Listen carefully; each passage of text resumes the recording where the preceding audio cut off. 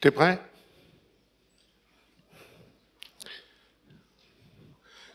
Bon, ben on y va. Bonsoir à tous. Je suis heureux de vous retrouver après deux absences de conférences pour cause de grève. Donc je n'ai pas eu l'occasion de vous souhaiter, au nom de la SAF, une bonne et heureuse année. Donc voilà, c'est fait. Bonne année à tous. Et alors, pour la première conférence qui a été annulée, je crois que c'est celle de décembre, j'ai pas réussi à prévenir tout le monde parce que je n'ai pas réussi à comprendre le mécanisme pour envoyer un mail à tout le monde. Donc, je m'en excuse, on avait fait mettre un mot sur la porte. Pour la deuxième conférence qui a été annulée à cause des grèves, là, j'ai compris le système et en principe, j'ai prévenu tout le monde. Tout le monde qui avait une adresse mail bien écrite. C'est pour ça que quand vous remplissez la fiche, il est important de bien écrire votre mail parce que vous voyez, dans un cas comme ça, on arrive à vous prévenir. Donc, ben voilà, ça s'est passé comme ça. Alors, en introduction, je vous montre cette belle photo qui a exactement 30 ans. Et oui, voyageurs. Hein, ceux qui ont des cheveux blancs, là, il y en a qui ont des cheveux blancs. Ils se rappellent de la mission Voyageurs, hein? Qu'est-ce que c'était cette mission? C'était la mission Grand Tour, pour faire un grand tour des planètes géantes du système solaire. Et il se trouve qu'il y avait une configuration astronomique qui permettait, par des assistances gravitationnelles, de passer d'une planète à une autre. Et c'est Voyageurs. Alors Voyageurs, c'est une sonde avec la technologie des années 60-70. Hein. Eh bien, elle est toujours vivante. Incroyable. Et ça nous permet d'explorer le fin fond du système solaire. Et il se trouve qu'en février 1990, Carl Sagan avait réussi à persuader la NASA de faire se retourner la sonde Voyageur, donc se retourner vers le Soleil et vers toutes les planètes, puisqu'elle avait déjà passé Neptune, pour faire une photo d'abord de nous, c'est celle que vous voyez avec la flèche, le petit point blanc. Le petit point blanc, c'est nous, hein, photographié par Voyageur. Alors bon, vous le voyez peut-être pas bien là-dessus, hein, mais ce petit point blanc, c'est nous. Et si Brahick était là, il aurait dit « Ah, c'est nous, et puis c'est vraiment nous, parce que moi j'ai calculé, à ce moment-là, c'était l'Europe qui regardait la sonde Voyageur. » Bon, ça c'est la philosophie Brahick, hein, on l'aimait pour ça. Et à cette occasion, l'IAU, l'Union astronomique internationale, dont on fête les 100 ans, a un projet pour fêter cette photo. Et donc, si vous avez des idées qui se rapportent à la protection de la Terre, eh bien, vous les envoyez. Alors, vous voyez, vous avez 2 adresses, là, vous pouvez les noter, vous les envoyez. Voilà. Et alors, moi, je vous montre comment on a fait cette photo. Vous voyez, la sonde Voyageur s'est retournée et a photographié toutes les planètes du système solaire. Alors bon, on voit peut-être pas très bien, mais vous voyez ici Neptune, hein, Uranus, c'est quoi, Saturne, etc., etc.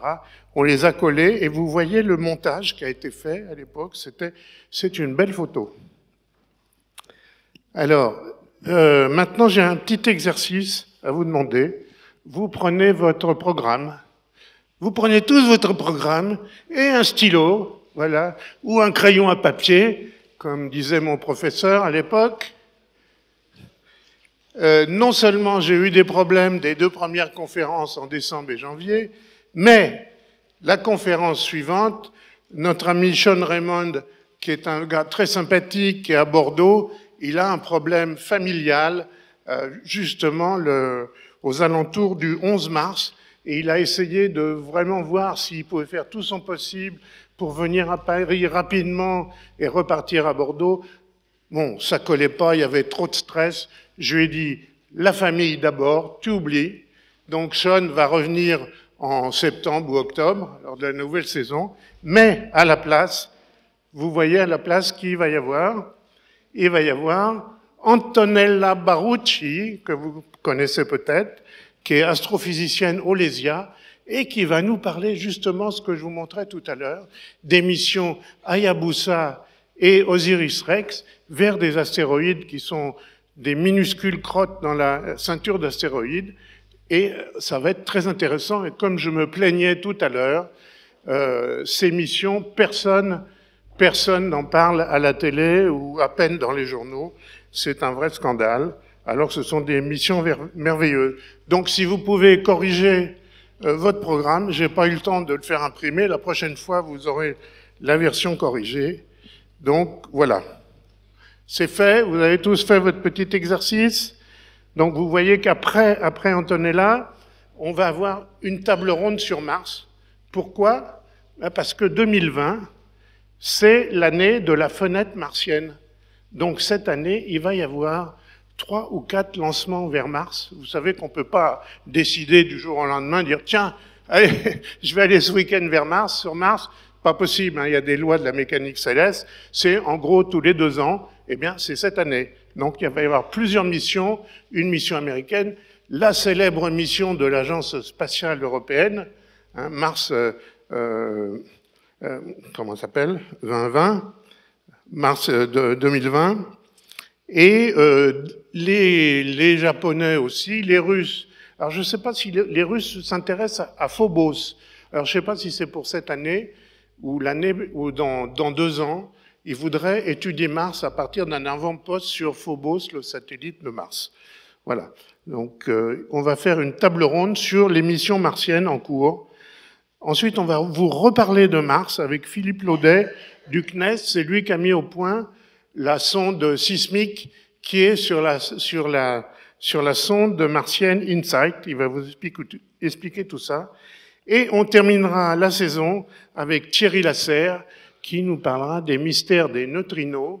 Et il est responsable, un des responsables de la mission Catherine à Karlsruhe, justement, sur la détermination des masses de neutrinos. Vous savez, le grand mystère des neutrinos, c'est que on sait que la masse est vraiment faible, mais on ne la connaît pas. Hein, au début, on a pensé qu'elle était nulle. Non, pas de chance, elle n'est pas nulle, mais elle est ultra faible. Et on cherche justement les bornes supérieures et les bornes inférieures, et on va voir notre ami Thierry qui va nous expliquer ça. Voilà. Alors, vous voyez ici la liste des autres conférences au mois de février et mars. Alors, j'ai marqué... Ah oui, il y en a une qui est intéressante, mais je crois que c'est complet déjà. C'est à l'IAP, il y a une conférence spéciale sur le télescope James Webb.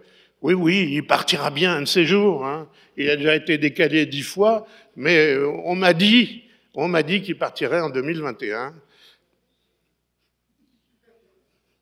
D'accord, on verra.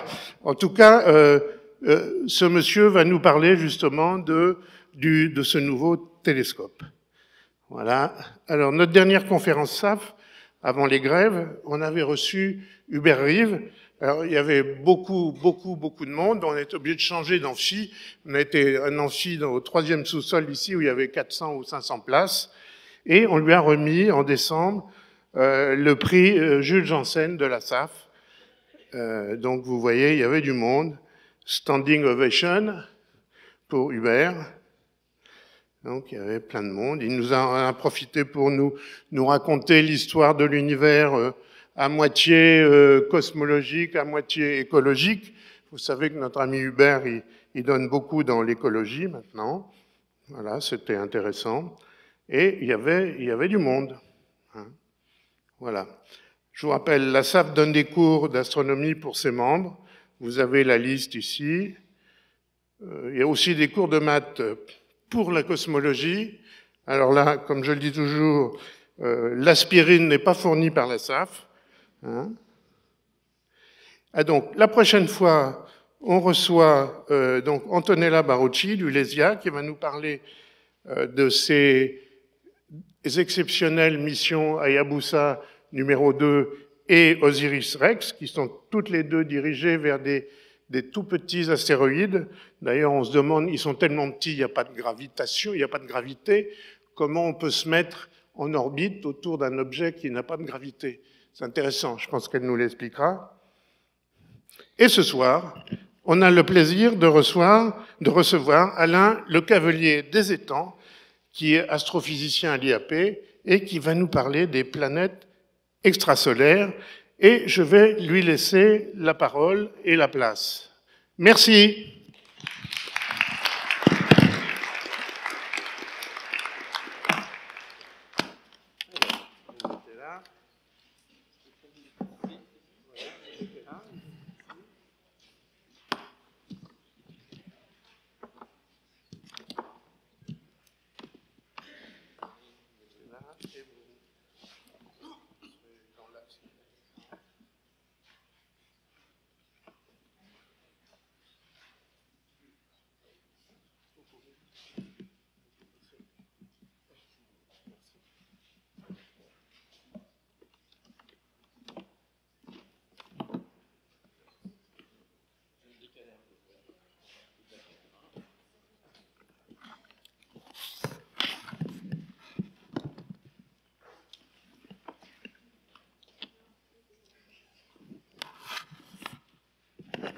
Donc je me déplace un peu pour me mettre dans l'axe de la caméra, mais je suis désolé, j'ai l'habitude aussi de rester debout et de beaucoup bouger. Donc ça va être un travail terrible pour la caméra, j'espère qu'elle a un plan large.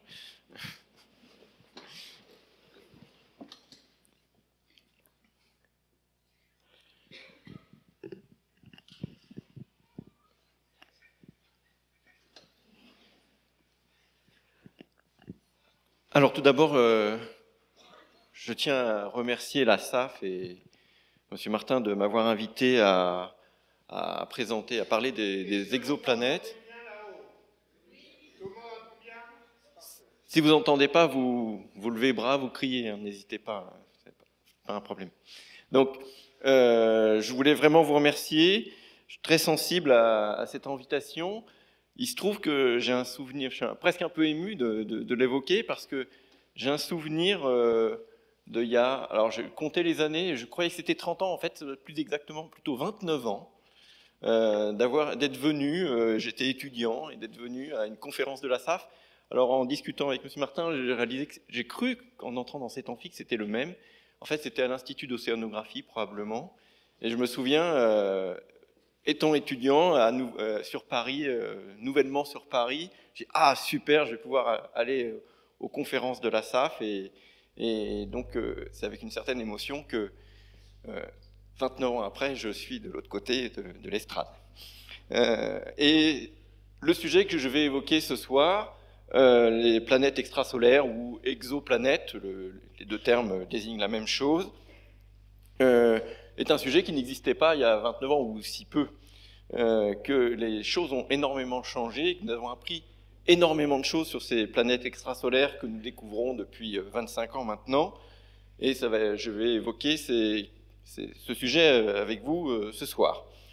Juste une petite remarque sur le début de la présentation qui a été faite sur les actualités astronomiques. Tout au début, il était question de Blue Dot, le pâle Blue Dot qui apparaissait. Et on demandait de contacter Fabrice Mottez de l'IAU. Et je tiens à vous inviter à le contacter pour si vous avez des idées, parce que c'est quelqu'un qui a une énorme activité pour l'IAU, pour la vulgarisation. Et ça sera mes dernières diapositives. Je vais juste vous évoquer la question des noms des exoplanètes. Et comme vous le savez peut-être, Fabrice Mottez a dirigé le Name ExoWords en France pour nommer une exoplanète il y a quelques mois de cela. Donc j'en profite pour saluer l'engagement de Fabrice Mottez pour la diffusion des connaissances et à plusieurs occasions. Donc je vais vous parler des planètes extrasolaires ou exoplanètes, ces planètes qui tournent autour des étoiles différentes du Soleil. J'imagine que vous en avez déjà entendu parler. Qu'est-ce qui n'a jamais entendu parler d'exoplanètes? Personne, donc c'est bon. Oui, vous en avez déjà tous entendu parler parce que je sais que ce thème revient très souvent dans les médias. Voilà, alors j'ai pris quelques publications récentes. J'aurais pu les prendre depuis 15 ans. Hein. C'était les mêmes il y a 15 ans. La NASA a découvert 10 nouvelles planètes potentiellement habitables. Là, ça c'est un petit peu nouveau. Vous voyez, c'était en 2017. 2016, ça a découvert les 3 premières planètes TRAPPIST-1, TRAPPIST 1, dont vous avez peut-être entendu parler, qui sont l'objet d'énormément de recherches. Il y a des programmes qui sont en train d'être vraiment en train d'être dressés pour observer ce système avec le James Webb Space Telescope. Aujourd'hui même, il y a des gens qui travaillent pour savoir ce qu'ils vont faire avec le James Webb Space Telescope pour observer ce système-là.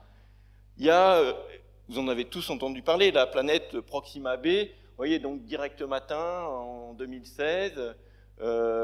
Alors, j'aime bien quand même ce petit dessin parce que même si c'est Direct Matin, quelle que soit l'opinion qu'on a sur ce journal, vous voyez que finalement il y avait quand même un dessin et qu'il y avait pas mal d'informations scientifiques autour de cela.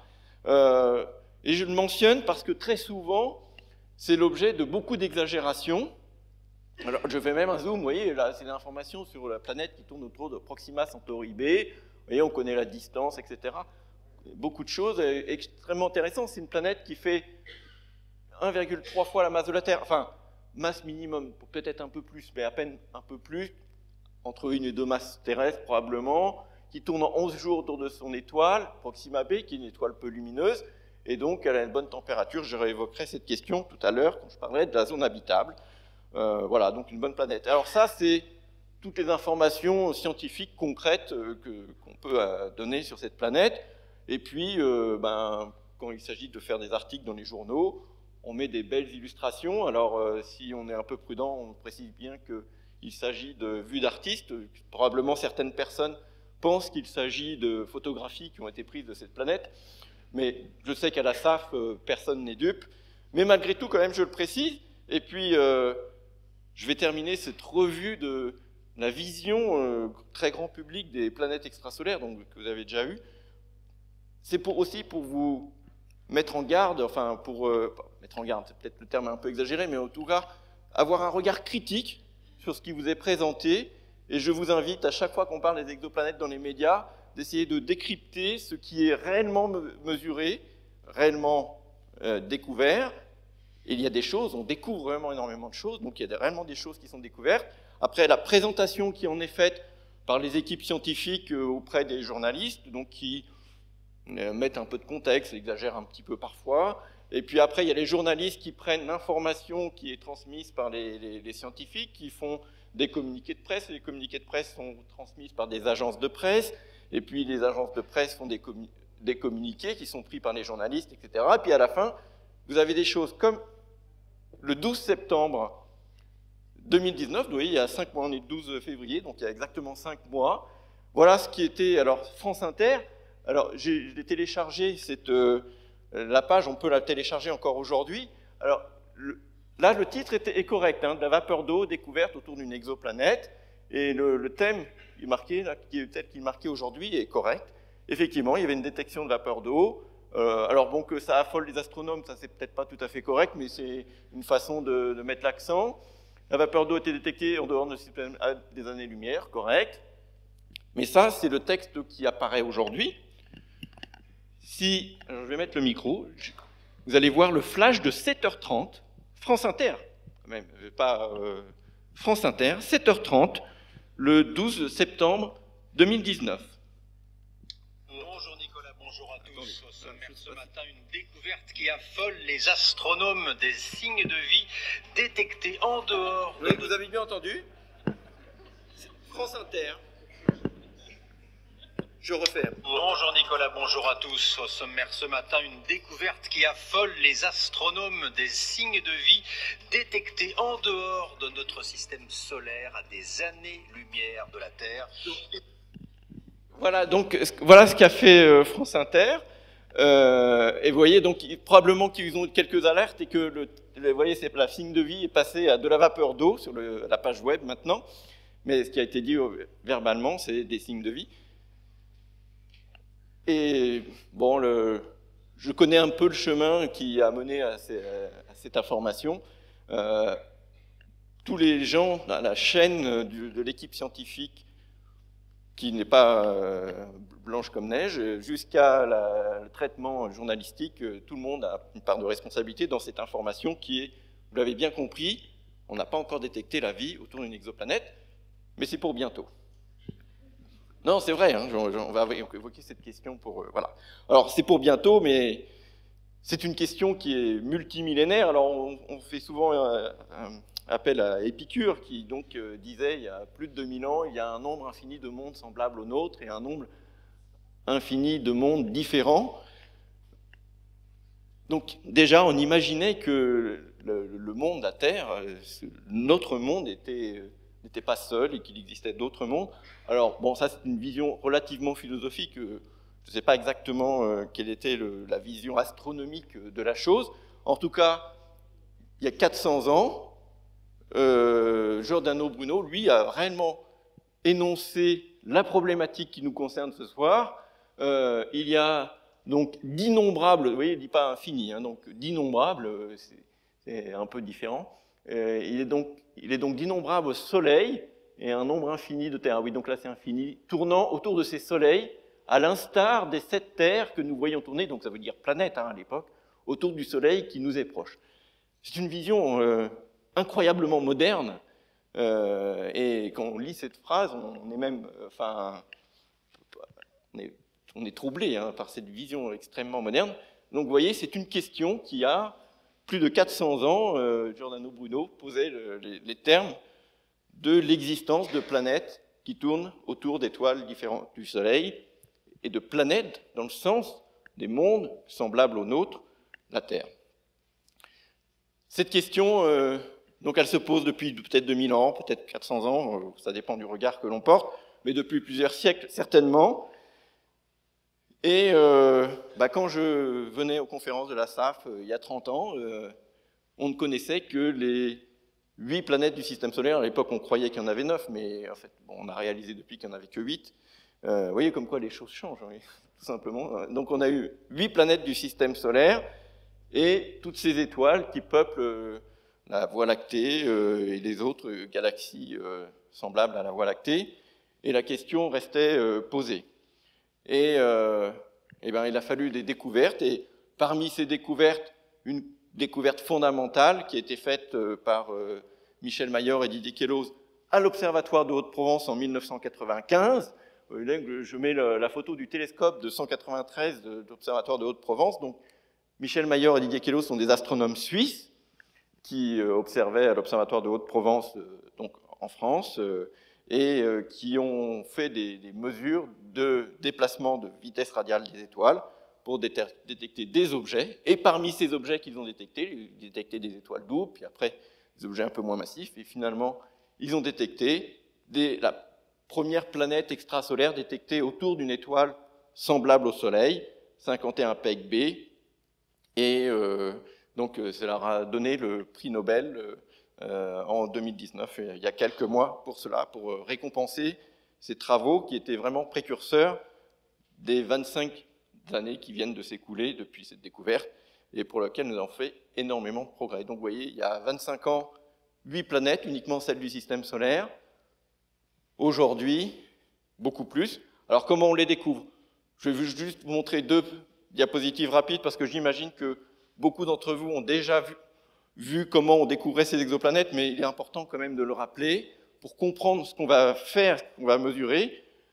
La première méthode qui est utilisée pour découvrir un très grand nombre de planètes, c'est ce qu'on appelle la méthode des vitesses radiales, une mesure du déplacement de l'étoile provoqué par le mouvement orbital de la planète autour de l'étoile. Vous voyez, donc, et c'est comme ça que Michel Mayor et Didier Queloz ont fait leur découverte de la planète 51 Peg B, ou Dimidium, puisqu'elle porte un petit nom qui s'appelle Dimidium. Et l'idée est simple, en fait, quand j'ai dit la planète tourne autour de l'étoile, en réalité, ce n'est pas la planète qui tourne autour de l'étoile, c'est l'ensemble planète-étoile qui tourne autour de son centre de gravité. Ou dit autrement, la planète tourne autour de l'étoile, enfin parce qu'elle est attirée par l'étoile, mais également l'étoile est attirée par la planète. Elle est plus massive, la force qui exerce l'un sur l'autre et l'autre sur l'un est la même. L'étoile est plus massive, donc elle bouge moins que la planète, mais elle bouge quand même. Et ce mouvement, donc on ne détecte pas, on voit directement la planète, on détecte le mouvement de l'étoile par l'effet Doppler qui fait déplacer les raies spectrales de l'étoile. Et en détectant ça, on détecte la planète, la présence de la planète, et on fait deux mesures immédiates, qui est la période orbitale. Donc on sait combien de temps la planète met à tourner autour de son étoile. Pour 51 Peg B, c'était 4,2 jours. Et on connaît la masse de l'étoile, parce qu'on connaît assez bien les masses des étoiles. On déduit donc la distance qui sépare la planète de son étoile. Et dans le cas de cette méthode de détection, puisqu'il s'agit du mouvement de l'étoile provoqué par la gravitation de la planète, on mesure la masse de la planète. Il y a une autre méthode qui est utilisée pour un très très grand nombre de découvertes, qui est la méthode des transits. Cette fois-ci, on mesure la brillance de l'étoile, et si la planète passe devant l'étoile, comme c'est montré sur ce petit film, l'étoile devient un peu moins brillante pendant quelques heures, et donc on peut déterminer la présence de cette planète. À nouveau, on détecte la planète, on détecte la période, parce que le mouvement est périodique, donc la baisse de luminosité de l'étoile est périodique, on détermine la période, on en déduit la distance qui sépare la planète de son étoile, et là, cette fois-ci, on n'a pas la mesure de la masse, parce que ce n'est pas l'action, mais on mesure la taille de l'ombre, en fait, la profondeur, ce qu'on appelle la profondeur de transit, de combien la lumière a baissé pendant le passage de la planète, et donc on détermine la taille de la planète. Alors, il y a quelques autres méthodes, comme les lentilles gravitationnelles, qui ont donné quelques dizaines de détections. Quelques images, je vais les montrer tout à l'heure, mais l'essentiel des détections sont des détections avec la méthode des vitesses radiales et la méthode des transits. Aujourd'hui, à l'heure d'aujourd'hui, pour mettre ce chiffre, j'ai été obligé de consulter le compteur à la date d'aujourd'hui, parce que ce compteur change si souvent que si je monte ces diapositives à beaucoup de conférences, à chaque fois je change, et là j'étais à 3000, il y a quelques mois j'ai fait une conférence, j'étais à 3000 et quelque chose. Vous voyez, donc on a passé la barre des 4000, 4180 exoplanètes connues aujourd'hui, plus de 3000 systèmes exoplanétaires. Alors c'est pas le même nombre, parce que on détecte des systèmes multiplanétaires, des étoiles autour desquelles tournent plusieurs planètes, donc on connaît plus de planètes que d'étoiles qui ont une planète. Vous voyez, on connaît aujourd'hui, à l'heure d'aujourd'hui, 680 systèmes multiplanétaires.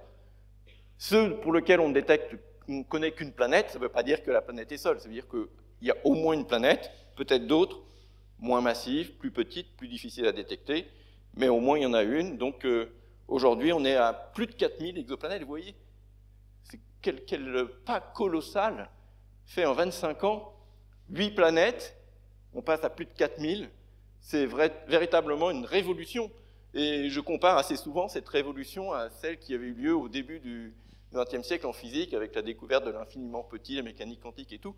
Je crois vraiment que là, pour le domaine de l'astrophysique, on a une véritable révolution avec découverte de plein de nouveaux mondes et plein de choses à explorer, de nouvelles planètes à explorer. On va le voir au cours de cette soirée. Ces systèmes planétaires sont extrêmement divers, et donc ces 4000 autres mondes, ces mondes pas innombrables, là, enfin, ils sont plus nombreux que ça, mais ces 4000 mondes sont probablement tous différents les uns des autres. Pour comprendre en quoi c'est vraiment très très différent, c'est intéressant de revenir au système solaire. Alors, je ne vais pas vous faire l'affront de vous demander les noms des planètes. Quand je monte ces diapositives en classe de CM2, je leur fais donner la liste des planètes, ils sont très contents. Mais malgré tout, je vous fais regarder cette diapositive pour prendre en mesure les propriétés du système solaire qui nous intéressent ce soir. Quand j'étais en classe de 4e, pour une anecdote, quand j'étais en classe de 4e, je me souviens très bien que notre professeur de physique nous avait fait un tableau avec la liste des planètes, il y avait Pluton, et on mettait la masse, le rayon, la distance au Soleil, la période orbitale, etc. Et donc j'avais un énorme tableau sur un grand cahier de double page. Et comme j'étais déjà féru d'astronomie, j'avais appris tous ces nombres par cœur. Et depuis, j'ai compris que c'était complètement idiot, que ça ne servait à rien. Et donc, si vous me demandez la période orbitale d'Uranus, je l'ai oublié, je ne sais pas. Mais par contre, il y a quelque chose que je sais quand je regarde ces nombres, ou cette image-là, c'est qu'on peut tirer des enseignements fondamentaux sur la structure. En fait, ce qui est important, ce n'est pas le détail de est-ce que c'est 86 ou 82 ans, mais c'est de comprendre la structure du... Et ça se voit sur cette diapositive où on a représenté les tailles relatives des planètes. Et on voit que Mercure, Mars, Vénus et la Terre sont des planètes donc rocheuses, telluriques, solides. La plus grosse de ces planètes, c'est la Terre. Enfin, la plus massive, exactement. C'est la Terre. Et il y a les planètes géantes, Saturne et Jupiter. Jupiter, 318 fois la masse de la Terre. Saturne, une centaine de fois la masse de la Terre. Et parmi les planètes géantes, il y a un peu plus petites, qu'on appelle aussi les géantes de glace, parce qu'elles sont riches en volatiles, en eau. Uranus et Neptune. Et ces deux plus petites planètes géantes font 14 et 17 fois la masse de la Terre. Et je vous dis ça, c'est pour que vous réalisiez qu'il y a un gouffre entre les planètes telluriques solides. La plus grosse fait une fois la masse de la Terre, c'est la Terre, et les planètes géantes, essentiellement gazeuses, les plus petites de ces géantes font 14 et 17 fois la masse de la Terre. Donc il y a véritablement un gouffre, il y a une dichotomie entre ces deux familles de planètes, et vous le saviez tous, mais vraiment je veux que vous le réalisiez parce que, ça va être important pour maintenant regarder ces systèmes exoplanétaires, pour les regarder avec un œil nouveau. Alors, je ne vais pas toutes vous les présenter, je n'ai pas le temps, parce qu'on m'a dit que j'avais à peu près 1 heure, et il m'en faudrait, pour présenter 4000 planètes, il me faudrait un peu plus d'1 heure, et en plus je ne les connais pas toutes. Donc, par contre, ce qu'on peut faire, c'est un diagramme très classique que l'on montre dans ce genre de circonstances, c'est de représenter un point par planète dans un diagramme. Alors, il y a plusieurs diagrammes possibles, mais le plus classique, c'est de représenter la distance à l'étoile. Vous voyez, donc en échelle logarithmique, ça veut dire qu'ici, on est à 1/100e de la distance Terre-Soleil en unité astronomique, 1/10 ici. Là, c'est la... Oups, pardon, excusez-moi, je fasse attention. Et là, la Terre, 10 fois la distance Terre-Soleil, vous voyez, Jupiter, c'est 5 fois la distance Terre-Soleil, Neptune, etc. Et puis, l'axe des Y, on représente la masse des planètes. Vous voyez, la Terre est ici, donc c'est, comme on l'a dit, un 318e de fois la masse de Jupiter. Le 1, c'est la masse de Jupiter, ici. Et voilà les planètes du système solaire, la Terre, Uranus, Neptune. Et puis, chaque point ici représente une exoplanète. Et on peut, rien qu'avec ce diagramme, faire des familles. Par exemple, ici, on a les planètes qui sont à plus d'une unité astronomique, avec une masse entre 1/10 et 10 fois la masse de Jupiter. Donc, c'est les Jupiters, en quelque sorte. Planètes géantes gazeuses, similaires à Jupiter. Une nouvelle famille qui n'a pas du tout d'exemple dans le système solaire, ce qu'on appelle les Jupiters chauds. Donc, les planètes qui ont une masse d'environ une fois la masse de Jupiter, enfin, planètes géantes, mais qui sont beaucoup plus proches de leur étoile. Vous voyez, moins d'1/10 d'une distance d'une unité astronomique, moins d'1/10 de la distance Terre-Soleil, et donc ce qu'on appelle les Jupiters chauds, pour dire que ce sont des planètes massives et proches de leur étoile. Il y a une famille de planètes aussi, vous voyez, de masse intermédiaire, tièdes, dans une distance entre 1/10 et une unité astronomique. Il y a ce qu'on appelle les super-terres, plutôt chaudes parce qu'elles sont relativement proches. Ce sont ces planètes qui font souvent l'objet de beaucoup d'annonces, parce que là, on commence à toucher les planètes de la taille de la Terre, et on veut trouver une planète jumelle de la Terre. Donc, c'est souvent la découverte de planètes dans cette zone-là qui fait l'objet de beaucoup d'annonces. Et puis, il y a des endroits où il y a des planètes, mais il y a aussi des endroits où il n'y a pas de planètes. Alors, dans cette zone-là, il n'y a pas de planètes, parce que ce sont des planètes qui sont de petite masse, dans cette zone en bas à droite. Ce sont des planètes de petite masse, loin de leur étoile. Difficile à détecter. Elles ne passent pas souvent devant leur étoile, et puis leur effet, les petites masses, leur effet sur le mouvement de l'étoile ou leur effet sur la lumière de l'étoile qu'elle cache est très faible, donc difficile à détecter. C'est pas qu'il n'y en a pas, c'est qu'on n'arrive pas à les détecter, ou c'est très dur. Par contre, ici, il n'y a pas de planète, et pourtant c'est facile à détecter, ou il y en a très peu. Eh bien, c'est ce qu'on a appelé le désert d'évaporation, et c'est un phénomène qu'on a découvert dans mon équipe à l'Institut d'astrophysique de Paris, l'évaporation des planètes géantes proches de masse intermédiaire entre les géantes et les planètes terrestres, qui sont trop proches de leur étoile, pas assez massifs pour retenir le gaz, trop proches que le gaz est chauffé et s'échappe de la planète, on va en parler tout à l'heure. Donc voilà, grosso modo, le panorama rapide des planètes extrasolaires que l'on détecte aujourd'hui. Alors, dans ces planètes, il y a surtout des objets qui sont très différents des planètes du système solaire. Alors, quelques exemples. Il y a tout d'abord une énorme question qui est difficile à aborder, qui est la nature des planètes. Alors, j'ai mis entre 2 et 10 masses terrestres, j'aurais pu mettre 3 et 12, enfin, qu'importe.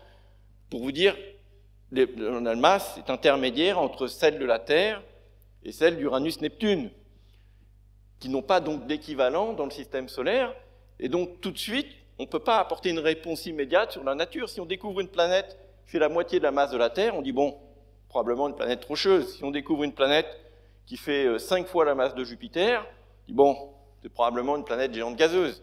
Reste à prouver, mais la compréhension de la formation des planètes nous permet d'envisager que c'est le cas le plus réaliste. Par contre, si vous avez une planète intermédiaire entre 2 et 10 fois la masse de la Terre, et on découvre aujourd'hui de nombreuses planètes de ce type. Par exemple, là, c'est une illustration vue d'artiste, hein, c'est pas une photographie de GJ 876d. Voilà, une planète. Ouais, la question se pose, quelle est la nature de cette planète? Eh bien, est-ce qu'il y a plusieurs possibilités? Je vais en lister ici 4, on peut peut-être en imaginer d'autres, mais il me semble qu'avec ces 4, déjà on passe en revue le panel des possibilités. La première possibilité qui vient à l'esprit, c'est d'imaginer que c'est une planète comme Uranus-Neptune, mais un peu moins massive. Donc ce que j'ai appelé des mini-Neptunes. Donc une petite Neptune. Il y a une autre possibilité, c'est d'imaginer que ce n'est pas une petite parmi les grosses, mais plutôt une grosse parmi les petites. Donc ce qu'on a appelé les super-terres, de planètes rocheuses, plus grosses que la Terre. Et puis, on a imaginé des planètes qui n'avaient pas d'équivalent, donc qui ne sont pas des extrapolations du système solaire, qui n'ont pas d'équivalent dans le système solaire. Il y a 2 exemples. Par exemple, le premier exemple, c'est un type de planète qui a été imaginé par Alain Léger à l'Institut d'astrophysique spatiale à Orsay, qui sont les planètes océans. Et donc là, c'est d'imaginer des planètes qui contiennent énormément de volatiles, de l'eau essentiellement, pour 50% de leur masse, et qui se sont approchés de leur étoile, comme les Jupiters chauds se sont approchés de leur étoile. Et ces glaces, qui étaient donc 50% de la masse de la planète, est chauffée, devenue liquide, et donc ça ferait une planète océan avec donc environ 50% de la masse en eau. D'ailleurs, si on dit 50%, c'est pas par hasard, hein, c'est parce que justement la formation dans les systèmes protoplanétaires nous permet d'imaginer qu'à peu près 50% de la masse se trouve en eau et 50% en matériaux moins volatiles, plus réfractaires, de petites roches. Et donc 50% d'eau, vous avez un océan de plusieurs centaines de kilomètres d'épaisseur, en dessous de la glace, parce que l'eau à très très haute pression, ça forme de la glace. C'est pas de la glace comme on la connaît là, c'est une glace qui a une densité plus élevée que l'eau liquide, donc qui se trouve au fond, et donc on a imaginé qu'il pouvait exister des planètes océans. Il y a un autre type de planète dont on a imaginé l'existence, suite à nos travaux sur l'évaporation des Jupiters chauds, c'est ce que j'ai appelé les planètes octoniennes, ou les planètes résidus d'évaporation, qui sont donc le résidu un reste d'une planète géante massive, comme Jupiter, qui a migré proche de son étoile. Elle s'est trop proche de son étoile, le gaz s'est échappé, mais on sait que à l'intérieur des planètes géantes comme Saturne ou Jupiter, il y a un noyau plutôt de roche qui fait entre 10 et 12 fois, 10 et 15 fois la masse de la Terre. Et donc, on peut imaginer que c'est peut-être entre 5 et 15 fois la masse de la Terre. Et donc, ces planètes qui sont des planètes très proches de leur étoile, de masse une dizaine de fois la masse de la Terre, sont des restes de planètes géantes gazeuses qui se sont dont le gaz s'est évaporé, et ça serait donc des résidus de planètes. Voilà 4 types de planètes possibles. Alors, je disais que cette idée de planète résidu d'évaporation vient de la découverte de l'évaporation des planètes géantes massives. C'est un travail que nous avons fait avec mes collègues Alfred Vidal-Madjar, Roger Ferlet, que vous connaissez bien à la SAF, Guillaume Hébrard et d'autres à l'Institut d'Astrophysique Paris. Nous avons observé le passage de planètes devant leur étoile et nous avons observé... Nous les avons observés en ultraviolet dans la raie Lyman alpha de l'hydrogène pour observer l'hydrogène. Et ce que nous avons constaté pour un certain nombre de ces planètes, c'est que la baisse de luminosité liée au passage de la planète était beaucoup plus profond que celui provoqué par la planète et durait beaucoup plus longtemps.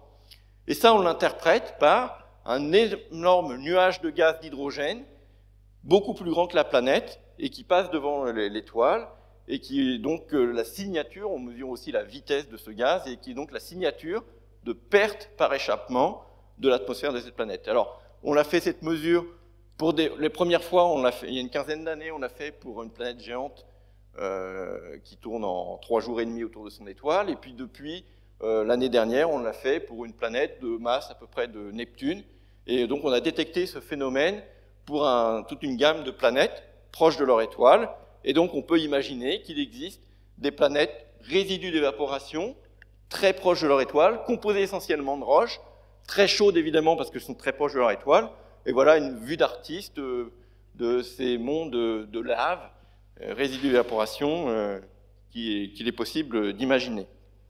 Alors, tout ça, donc, pour vous dire que quand on a une masse, uniquement la masse d'une planète, on n'a quasiment aucun élément pour savoir quelle est la nature de la planète, mais on a plusieurs idées de possibilités.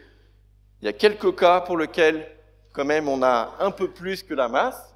Je vous l'ai dit tout à l'heure, si on détecte la vitesse radiale, on mesure la masse, mais si on détecte le transit, le passage de la planète devant son étoile, on mesure sa taille.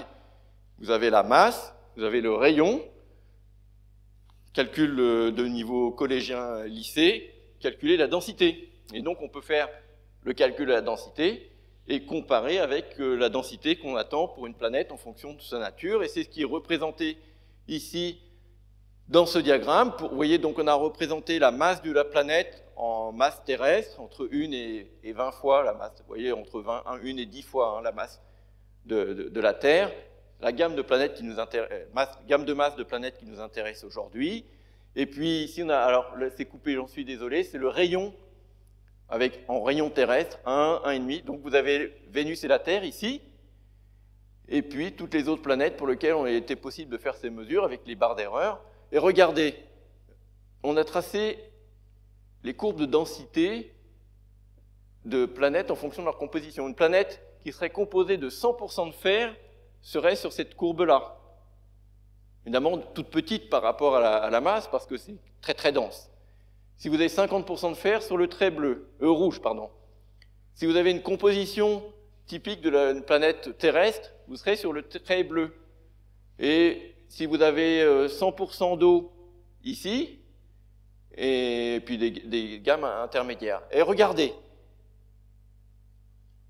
Kepler 78b, Kepler 10b, Kepler 36b, Corot 7b, découverte par le satellite franco-européen Corot, et mes collègues de l'observatoire de Meudon. Cette planète se trouve sur ce diagramme-là, donc il s'agit probablement de planètes telluriques. En revanche, au-delà de 5 masses terrestres, on trouve une diversité beaucoup plus grande et beaucoup de planètes beaucoup moins denses, et donc avec des densités qui correspondent plus à des planètes de type gazeuse. ou tout du moins avec plus de volatiles. Donc, on a l'impression qu'aux alentours de 5 masses terrestres, c'est là que la transition se fait, même s'il y a encore des doutes, et il y a actuellement des détections possibles dans cette gamme-là de planètes telluriques un peu plus grosses. Alors, Kepler, le satellite américain, a découvert plus des 2000, des 4000 planètes que j'ai dénombrées tout à l'heure. Il y a quelques découvertes intéressantes qui montrent la diversité des planètes qui composent les planètes de la Voie lactée. Alors, je ne vais pas toutes les présenter, mais il y a 2 cas qui me semblent intéressants, parce qu'ils constituaient le premier constituait une surprise, le deuxième peut-être un peu moins surprenant, mais malgré tout pose beaucoup de questions sur les mécanismes de formation. Le premier cas, c'est le système de... Hop, attendez. On est censé voir un petit film. Donc, Kepler, un satellite américain NASA, pour découvrir des planètes par transit. Donc, on découvre des planètes quand elles passent devant leur étoile, on mesure la baisse de luminosité, on mesure la période des planètes qui passent devant l'étoile. Et là, on n'a pas détecté une planète qui passe devant l'étoile, pas 2, pas 3, pas 4, pas 5, on a détecté 6 planètes qui passent devant l'étoile. Et ces 6 planètes, donc, comme elles passent toutes, ça veut dire que le système, elles sont toutes dans le même plan, mais vraiment exactement bien plus alignées dans le même plan que dans le système solaire. Hein. Vraiment très très très bien alignées. Elles passent tous devant l'étoile, et on peut représenter leur orbite, puisqu'on détermine la période, je vous ai dit, ça détermine la distance à l'étoile. On peut regarder sur ce schéma, alors c'est des ellipses, parce que c'est une vue de biais, hein, c'est bien, une vue de biais, et là, l'échelle du système solaire avec l'orbite de Mercure et l'orbite de Vénus. Et vous voyez que les 5... Oups, c'est sensible, hein, cette affaire. Les 5 premières planètes tiennent dans l'orbite de Mercure. Un système d'une compacte, extrêmement compacte, qui a vraiment énormément surpris. On ne pensait pas qu'on pouvait avoir des systèmes stables qui se forment surtout avec des planètes si proches les unes des autres, empilées les unes derrière les autres. Il y a une autre découverte qui a été annoncée assez rapidement par le satellite Kepler, qui est Kepler 16. Alors depuis, on en connaît plusieurs dizaines. Hein, ça, c'est la première, Kepler 16. C'est une planète autour d'un système binaire. Alors, on connaissait déjà des planètes qui tournent autour d'une des 2 étoiles d'un système binaire, parce que beaucoup des étoiles sont des étoiles qui sont dans les systèmes binaires. Mais là, ce qui a été découvert, c'est une planète qui tourne, non pas autour d'une des 2, mais qui tourne autour des 2. Voilà, et donc c'est ce petit point-là, blanc, là, vous voyez. Et c'est un système de 2 étoiles, dont une est une naine rouge, et l'autre est une naine jaune un peu moins massive que le Soleil, mais à peine. Et là, cette planète tourne autour des 2 systèmes. Et ça a été découvert par transit, donc on détecte le passage de la première étoile devant la deuxième, de la deuxième étoile devant la première, la planète devant la deuxième étoile et la planète devant la première étoile. C'est un système absolument magique et qui fait beaucoup de calculs de mécanique céleste pour l'interaction entre ces planètes et ces 2 étoiles. Et puis, je ne peux pas vous parler d'exoplanètes ce soir sans vous évoquer la question de la zone habitable, parce que, comme je l'ai montré en évoquant les unes des journaux, c'est souvent un terme qui revient souvent. Donc, je vais vous expliquer ce que c'est, mais peut-être beaucoup d'entre vous le connaissent déjà, mais c'est quand même bien de le rappeler, de voir quel est le concept qui est derrière et quelles sont les limitations de ce concept aussi, parce que je crois que c'est extrêmement important ici à la Société astronomique de France de présenter, mais en allant un peu plus loin, de voir que c'est un concept qui aide, mais qui a des limites et qu'il ne faut pas lui faire dire plus de choses qu'il ne dit. Alors, la zone habitable, c'est la zone autour de l'étoile, où si la planète est à la bonne distance, ni trop près, ni trop loin, la température qui va régner sur cette planète est la bonne température pour qu'il puisse exister de l'eau liquide si il y a une planète solide, qu'il y a de l'eau, pour y avoir de l'eau liquide, il faut qu'il y ait de l'eau, et qu'il y ait une atmosphère avec de la pression, parce que l'eau ne peut être liquide qu'à partir d'une certaine pression, donc il faut une planète, de préférence solide, de l'eau à la surface de cette planète, et une atmosphère pour faire la bonne pression et la bonne distance. Donc vous voyez, c'est pas suffisant d'être à la bonne distance, il y a aussi d'autres conditions, et souvent on sait qu'on est à la bonne distance, on sait rien d'autre. Et dans beaucoup de cas, on ne sait même pas s'il y a de l'eau, sauf dans le cas de K218b de France Inter du 12 septembre 2019, où là c'était la détection de l'eau, une planète dans la zone habitable, et on avait des planètes de petite masse, probablement telluriques, et c'était ça l'objet de l'annonce. Détection de l'eau, vraiment, et je vais vous montrer tout à l'heure comment on a détecté l'eau, détection de l'eau autour de cette planète, donc c'était intéressant, hein. Enfin, je ne dis pas que la découverte de la signature de l'eau dans K218b était inintéressante, mais c'est juste, je voulais mettre l'accent sur l'exagération de France Inter en particulier, et d'autres aussi. Donc c'est un concept intéressant, mais il ne faut pas lui faire dire plus que ce qu'il ne dit.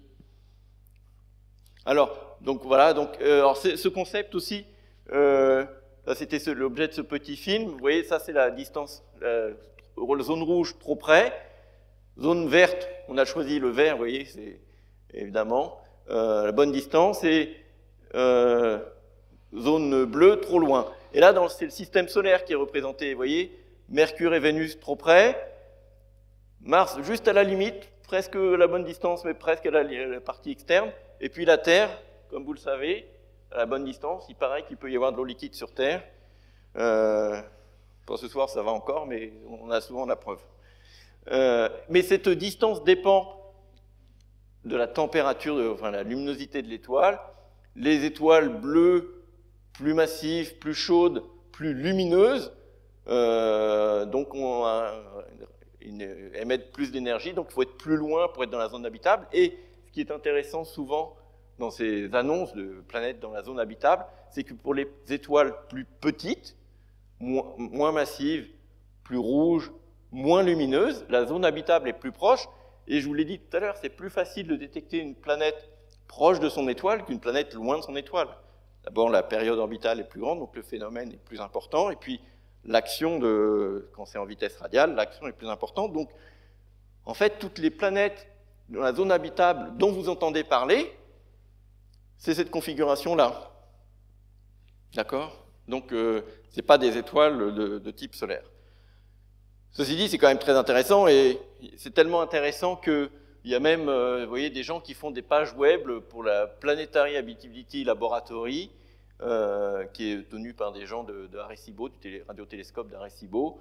Et vous voyez, vous pouvez consulter cette page, PHL, et vous voyez, ils font la liste des planètes triées par ordre de proximité avec la Terre. Alors là, la plus proche, c'est Proxima Centauri B.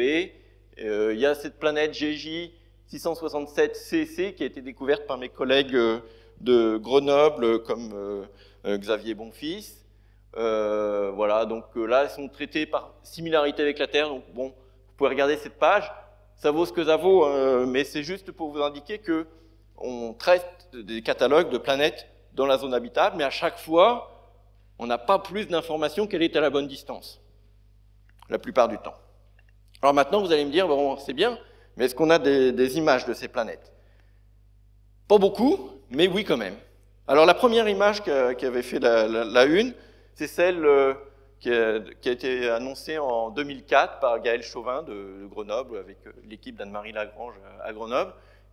Et donc on a fait l'image d'un objet ici, qui est en rouge, qui tourne autour d'un autre objet ici en bleu, et qui a 55 unités astronomiques l'un de l'autre.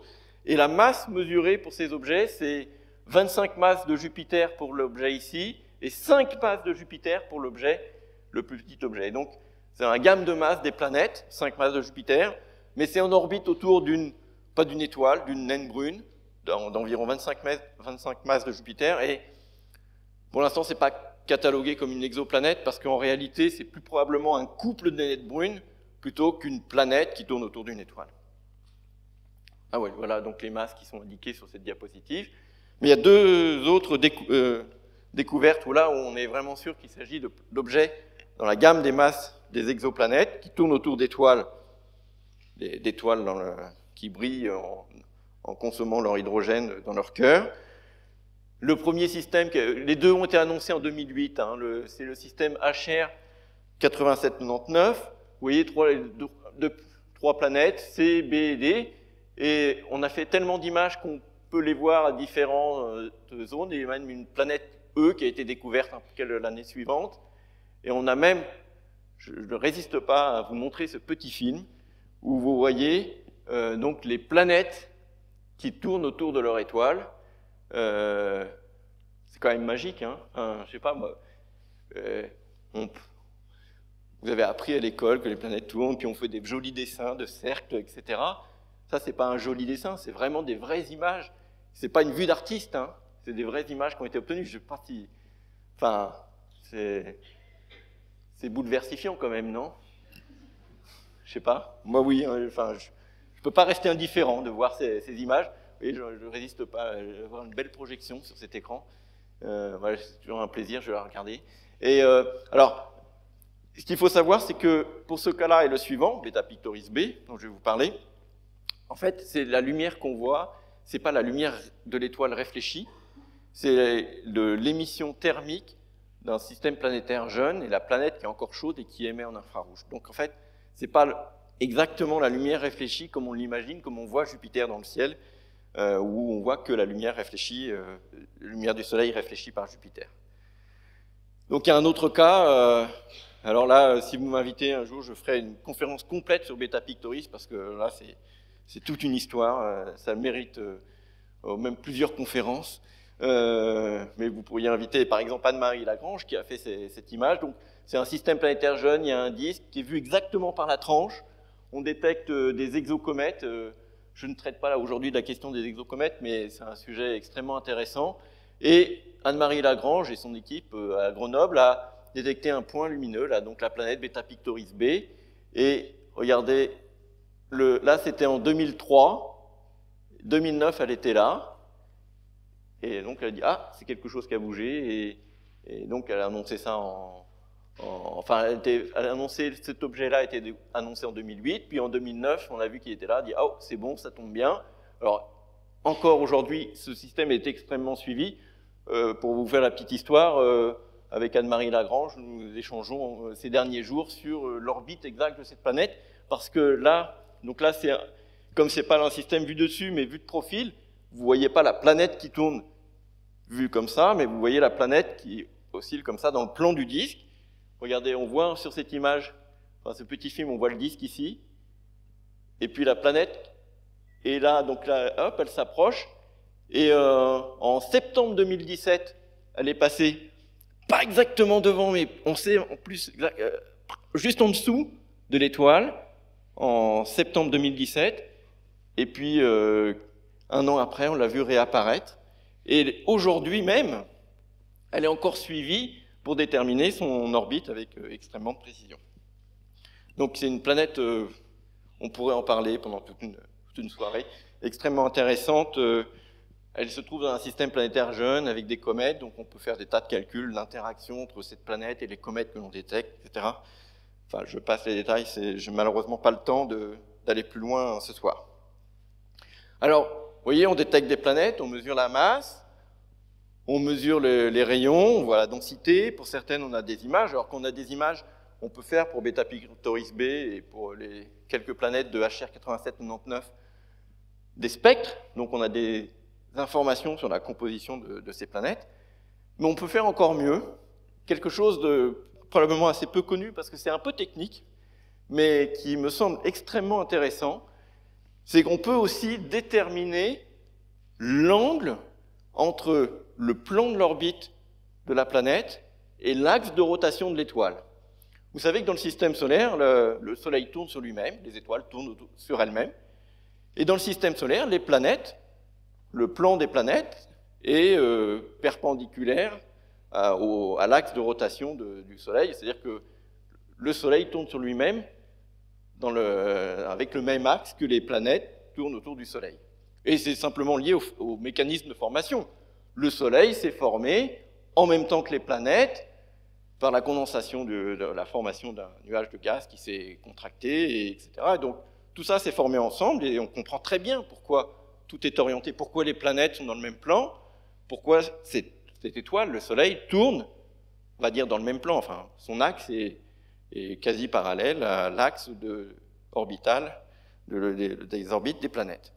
Donc, on peut faire cette mesure, et les premières mesures qui ont été faites montraient le même résultat. Jusqu'au jour où. Alors, comment on fait cette mesure? Alors, c'est un peu technique. Vous voyez, là, c'est un dessin. Donc, on représente, vous voyez, l'étoile. Ça, c'est l'orbite de la planète, donc le plan de l'orbite de la planète.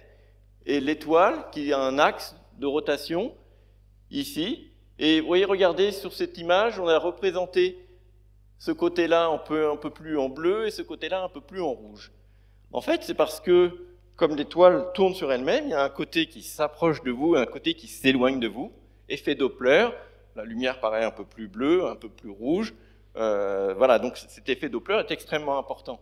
Et il peut y avoir un angle qu'on a appelé lambda entre les deux. Et la question de savoir est-ce qu'ils sont alignés ou pas. Alors, comment on va déterminer l'angle? En fait, regardez ici, en fait, on a représenté la raie de l'étoile, c'est-à-dire la lumière de l'étoile, en fonction de la longueur d'onde. Et on voit la raie d'absorption. Quand la planète passe devant l'étoile, elle cache différentes zones de l'étoile. Quand elle est ici, elle cache une zone vers le bleu, donc la partie bleue de l'aile du spectre de l'étoile. Quand elle est au centre, elle cache une petite zone qui est ici, qui est au centre de la raie, et quand elle cache la partie rouge, elle est un peu décalée comme ça dans la partie rouge de la raie de l'étoile. Et donc en faisant cette mesure, on peut voir en fonction du temps quelle partie de l'étoile est cachée par la planète. Et si je vous montre ça, c'est parce que j'ai une jolie image qui est là. C'est la même chose. Donc on a représenté ici, sur l'axe des X, la vitesse de l'étoile, donc avec la partie bleue et la partie rouge, parce qu'elle tourne sur elle-même. D'accord? Et sur l'axe des Y, le temps. Donc le temps va vers le haut, et ça, ce sont les données qui sont là. Et on a soustrait le spectre de l'étoile. Donc il ne reste plus que la trace dans le spectre, que la trace de la partie de la planète, la partie de l'étoile qui est cachée par la planète, qui apparaît comme un petit bump là, comme une petite trace lumineuse. Et regardez, en fonction du temps, donc là c'est le temps va vers le haut, au début la planète, avant il n'y avait pas de planète, tout était normal. Là ici, à ce moment-là, la planète arrive devant l'étoile, et elle cache une partie bleue, puisque la vitesse 0, là, quand elle est juste au centre, 0, elle apparaît ici, dans la partie bleue, elle se déplace devant l'étoile, elle passe au centre de l'étoile, et elle s'éloigne, et hop, elle disparaît dans la partie rouge. Donc ce que vous avez ici, c'est une image de la trace laissée par la planète devant l'étoile. On fait un modèle de ça, on soustrait, on voit que ça se passe bien, le modèle marche bien, et on est content, et on mesure l'angle. Alors dans ce cas-là, on avait mesuré un angle de 20 degrés entre la planète, entre l'axe de la planète, c'est pas énorme. Mais ceci dit, donc la plupart du temps, les angles sont petits, ça veut dire que l'axe de l'orbite est proche de l'axe de rotation de l'étoile, donc la planète tourne normalement, comme dans le système solaire. Et ça, on a découvert pour beaucoup de planètes, jusqu'au jour où c'est mon collègue Guillaume Hébrard qui a fait la première découverte en 2008 d'un système qui était bancal. Et depuis, on a découvert quelques dizaines de systèmes qui sont complètement bancaux. Et vous voyez, ça c'est l'angle, donc en fonction de la distance à l'étoile, mais c'est pas important aussi. Vous voyez, regardez, donc beaucoup de planètes alignées avec des petits angles, et puis beaucoup aussi de planètes, vous voyez, et il y a même des systèmes où l'angle est proche de 180, ça veut dire, vous avez des systèmes à 90 degrés, et même des systèmes où la planète tourne dans l'autre sens. Et là, c'est l'objet de beaucoup de recherches pour essayer de comprendre qu'est-ce qui fait que ces systèmes ne sont pas du tout ce que l'on s'attendait. Et entre autres, on pense qu'il y a des interactions avec des étoiles compagnons. Et il y a beaucoup de recherches menées sur l'origine de ces systèmes qui ne sont pas du tout alignés. Alors, dernier sujet que je veux évoquer avec vous, c'est un sujet sur lequel je travaille énormément, donc il me tient beaucoup à cœur, c'est la détection des atmosphères des exoplanètes. Parce qu'on ne se contente pas de mesurer la masse, on ne se contente pas de mesurer les rayons, voir la densité, de voir éventuellement les propriétés orbitales de l'orbite, on détecte aussi les atmosphères des exoplanètes. Alors comment on peut le faire? Il y a tout d'abord la première façon de le faire, c'est quand on détecte quand la planète passe derrière l'étoile, elle est cachée, et donc la luminosité du système étoile-planète va diminuer. Bon, là, ça c'est une vision, donc dans le visible, l'étoile émet très peu de lumière, la planète émet très peu de lumière, mais dans l'infrarouge, l'étoile est un peu moins brillante, et la planète est beaucoup plus brillante si elle est suffisamment proche, et qu'elle est chauffée par le rayonnement de l'étoile, et elle émet un rayonnement thermique dans l'infrarouge. Et voilà le principe. Donc là, c'est le système planétaire vu du dessus. On va l'incliner pour que la planète passe derrière l'étoile. Et on mesure la luminosité quand la planète va passer de l'étoile. Quand elle passe derrière, la planète disparaît. Toute la lumière envoyée par la planète disparaît. Donc la luminosité du couple dont on ne sépare pas, on voit juste un point brillant là dans le ciel, mais il est moins brillant pendant quelques heures. Et cette différence de luminosité qui est représentée ici, c'est juste l'émission de la planète. Et on peut faire le spectre de cette émission et déterminer donc les signatures de l'atmosphère de la planète. Alors les premières détections qui sont représentées ici, elles étaient, vous voyez, c'est en 2005, donc il y a une quinzaine d'années. Vous voyez, les détections étaient vraiment très très bruitées, c'était pas facile, pourtant c'est des planètes géantes, mais avec Spitzer, ça c'était les premiers travaux. Ça c'était en 2005. Mais ça permet déjà de déterminer la température, parce qu'on a l'émission thermique. Et puis là, je vous présente sans doute une des plus belles détections. Alors cette fois-ci, c'est même pas d'une planète géante, c'est d'une planète rocheuse, 55 Cancri E, qui porte aussi le nom, qu'elle a un nom, Johnson. Et voilà l'émission pendant toute une orbite. Vous voyez, là, de moins ça c'est un tour complet. Donc, à 0, la planète est devant l'étoile. Devant, hein. Donc, elle cache la lumière de l'étoile, et donc, il y a une baisse de luminosité. Après, elle tourne. Oups! Décidément, c'est sensible. Ou j'ai trop gros doigts. Après, la planète, elle tourne, elle monte son côté jour, et donc la luminosité augmente. Et puis, elle disparaît derrière l'étoile. Donc là, ça c'est la luminosité de la planète qui a disparu. Et puis elle retourne et elle fait un tour comme ça. Et donc si on regarde bien ce graphique, il est magique. J'en ai même fait un exercice pour étudiants de calcul, parce que c'est tellement magique que vraiment on peut faire plein de choses. Regardez, ici vous avez baisse de luminosité de la planète derrière l'étoile. Donc vous pouvez déterminer la température, c'est l'émission thermique. Donc vous avez la température du côté jour de la planète. Ici, vous regardez, là, la planète, elle va passer devant l'étoile, elle monte son côté nuit, mais la luminosité est quand même un peu plus élevée que quand elle est cachée. Donc là, c'est la luminosité du côté nuit de la planète, qui est un peu plus faible, une température plus faible. Donc vous avez la température devant et derrière. Et puis, donc tout ça, c'est la luminosité. Et on peut voir que le point chaud, le point le plus lumineux, n'est pas au moment où elle va être occultée, c'est un peu avant. Ça veut dire que le point chaud, le point le plus lumineux en infrarouge, n'est pas exactement vers l'étoile, il est un peu décalé, il a un angle d'environ une quarantaine de degrés. Donc là, ça pose plein de questions, est-ce qu'il y a une atmosphère, etc. Donc il y a plein de gens qui essayent de modéliser la structure de l'atmosphère d'une planète pour produire ce genre de signal. Et puis il y a une deuxième méthode que nous avons beaucoup utilisée à l'Institut d'astrophysique de Paris pour détecter les atmosphères de planètes, c'est le passage de la planète devant son étoile. C'est un petit film pour vous montrer le principe.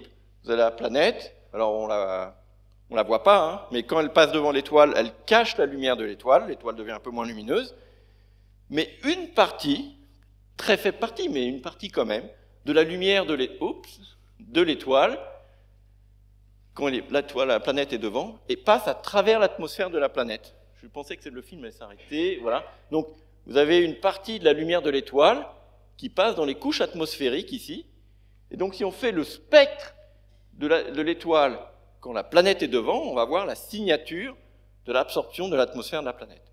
Et ça, c'est quelque chose que vous avez déjà vu. Vous avez déjà vu une étoile à travers l'atmosphère d'une planète. Qui est-ce qui n'a jamais vu d'étoile à travers l'atmosphère d'une planète? Vous avez déjà tous vu ça? Oui, oui, quand vous regardez un coucher de soleil, vous voyez que c'est rouge parce que vous voyez l'atmosphère de la Terre en regardant la lumière de son étoile, le soleil. Donc en fait, c'est une expérience que vous avez déjà faite. Ben, on fait exactement l'expérience du coucher de soleil pour les planètes extrasolaires. Alors le principe est le même. On observe la planète devant son étoile. La lumière bleue et rouge est arrêtée par la planète. La lumière bleue et rouge qui passe dessus et dessous passe, mais il y a une petite partie de la lumière qui traverse les couches atmosphériques. Le bleu est arrêté, le rouge passe, et donc on peut voir une signature de l'atmosphère de la planète. Et en pratique, qu'est-ce qu'on fait? On mesure le rayon de la planète, le rayon apparent de la planète, en voyant quelle est la baisse de luminosité de l'étoile quand la planète passe devant. Si on le garde dans le rouge, ça fait un signal comme ça. Si on le garde dans le bleu, ça cache le bleu aussi. Donc la baisse de luminosité est plus importante, ou dit d'une autre façon, le rayon apparent de la planète est plus grand dans le bleu que dans le rouge, et donc vous avez une signature de l'atmosphère. Et c'est comme ça qu'on détecte de nombreuses espèces des atmosphères d'exoplanètes. Alors ce que vous avez là, c'est pas ma wishing list pour Noël, c'est ce qu'on a déjà fait. Vous voyez, depuis une quinzaine d'années, on fait cette détection, et ça c'est la liste de toutes les espèces qu'on a déjà détectées dans les atmosphères de planètes. Et vous voyez que dans l'ultraviolet, on détecte l'hydrogène, l'oxygène, ça c'est avec Alfred Vidal-Majar qu'on a fait ça à l'Institut d'astrophysique de Paris, du silicium, du magnésium aussi avec Alfred. On détecte la diffusion relais de la molécule de H2. Dans le visible, on détecte des aérosols, du sodium, et dans l'infrarouge, les molécules, CH4, H2O. Alors à chaque fois qu'on détecte H2O, on entend plus parler que CH4, mais bon, on détecte aussi CH4, CO2, CO. Vous voyez, de nombreuses espèces qui sont détectées en observant le passage des planètes devant les étoiles. Et on ne se contente pas de détecter des espèces, on fait aussi des mesures physiques. Et là, je vais faire la liste des mesures, des propriétés physiques qui ont été faites avec ces spectres. Et par exemple, alors on détecte évidemment ce que je viens de montrer là, la présence ou l'absence d'éléments chimiques, mais on peut aussi mesurer la température, on peut mesurer la pression, un truc vertigineux. On peut mesurer des variations de température en fonction de l'altitude dans l'atmosphère. On sait qu'il fait, à certains endroits, on sait qu'il fait plus froid dans certains endroits, plus froid en altitude qu'en basse altitude, ou même l'inverse, ce qu'on appelle l'inversion de température. On voit des atmosphères qui chauffent à haute altitude. Et je ne sais pas si vous réalisez ce que je suis en train de vous dire là.